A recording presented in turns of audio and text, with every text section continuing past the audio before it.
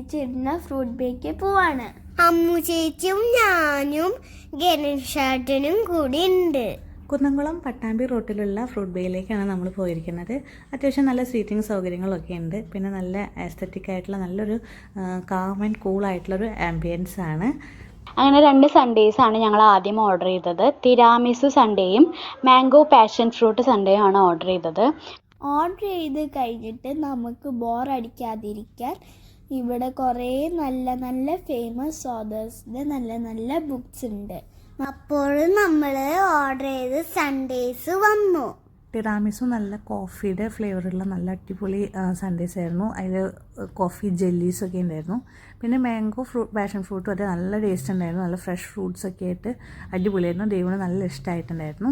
ഇപ്പോൾ റാസ്ബെറിയുടെ ആണ് ഓർഡർ ചെയ്തത്. അവർ മെയിനായിട്ട് മസ്റ്റ് ട്രൈ എന്ന് പറഞ്ഞിട്ട് കൊടുത്തിട്ടുണ്ടായിരുന്നു റാസ്ബെറിയുടെ. അത് ഞാനാണ് ആദ്യം വേഗം പോയിട്ട് ഞാൻ തന്നെ ചെയ്തു. കാരണം നമ്മൾ കുറേ വീഡിയോസൊക്കെ കണ്ട് പരിചയമുണ്ടല്ലോ. അങ്ങനെ നല്ല ടേസ്റ്റ് ആയിരുന്നു. ഞാൻ ടേസ്റ്റ് ചെയ്ത് നോക്കുകയാണ്. നല്ല ഫ്ലേവർ ഉണ്ടായിരുന്നു റാസ്ബെറിയുടെ. സൂപ്പറായിരുന്നു കേട്ടോ. മസ്റ്റ് ട്രൈ ആയിട്ടാണ്. രണ്ടാമത്തെ ബെറിയപ്പം നമ്മൾ റാസ്ബെറിയുടെ തന്നെയാണ് ഓർഡർ ചെയ്തത്. അതാണെങ്കിൽ മാമനാണ് ഭയങ്കര എക്സൈറ്റ്മെൻറ്റിലൊക്കെ എടുത്തത്. മാമന് ഭയങ്കര നല്ല ഇഷ്ടമായി, നല്ല ഫ്ലേവർ ഉണ്ട് എന്നൊക്കെ പറഞ്ഞു. നിങ്ങൾ ഓർഡർ ചെയ്ത എല്ലാ ഐറ്റംസും നല്ല ടേസ്റ്റ് ഉണ്ടായിരുന്നു. എനിക്ക് കൂടുതൽ ഇഷ്ടമായത് മാംഗോ പാഷൻ ഫ്രൂട്ട് സൺഡേയും പിന്നെ ബെറിയപ്പം ആയിരുന്നു.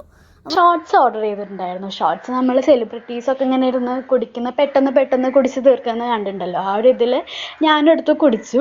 പിന്നെയാണ് മനസ്സിലായത് അത് പഞ്ചസാരയൊന്നും ഇല്ലാണ്ട് തന്നെ പച്ചയ്ക്ക് ഫ്രൂട്ട്സ് എടുത്ത് അടിക്കണതാണെന്ന്.